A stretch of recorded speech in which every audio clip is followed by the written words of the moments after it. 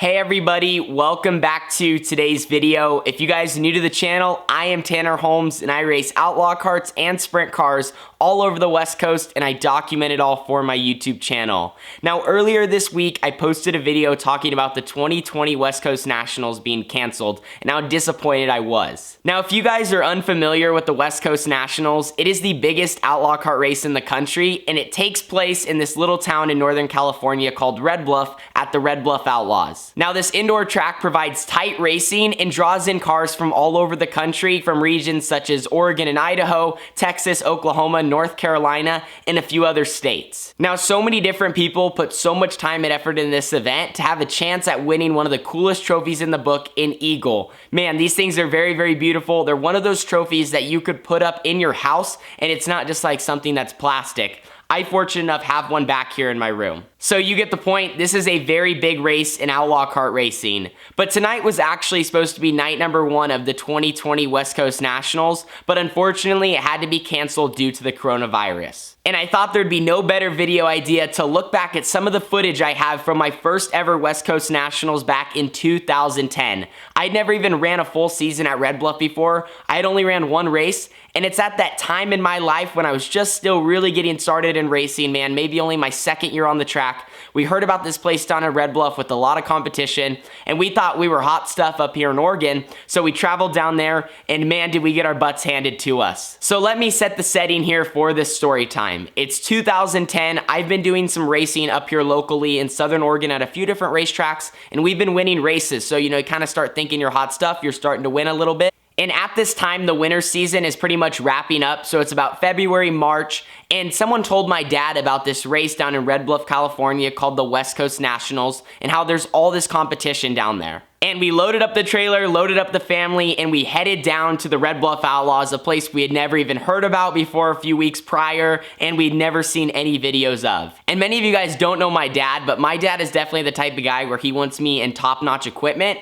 And when we first started racing, he wasn't sure if I was gonna enjoy it or if the family was really gonna wanna do it. So we kind of just bought this, cheap car off the side of the road just to get started and see what I thought. But once we got a few years in, as the competitiveness kicked in and all that, my dad went out and bought a brand new QRC shorty from QRC Karts. We had a sick paint job on it, or wrap, and we took it down to Red Bluff, and the first race was actually gonna be down there. So we thought we were preparing right for this big race by actually running the last points race a week before the Nationals, like a lot of people do, and we went down there and I was not good at all. I believe they gave me a few laps to test out on the racetrack, but at Red Bluff, as many of you know, your first time out at the night is qualifying. So that race didn't go too well. I don't even really remember what happened. The only thing I do really remember is we were pulling out about the time of trophy dashes, which means we were 3 or 4 hours away from the night still being over, so our night ended pretty early. So even though we were not successful, really my first time going to Red Bluff, we still had high hopes that I would do really well at the Nationals now that I had a few laps around the racetrack. So once again, we load up the race car, we bring all the family and friends, and we head south to Red Bluff. Now this part will be funny to anyone who's actually ever been to Red Bluff, but since we didn't run there for the whole season, we did not have a reserve spot.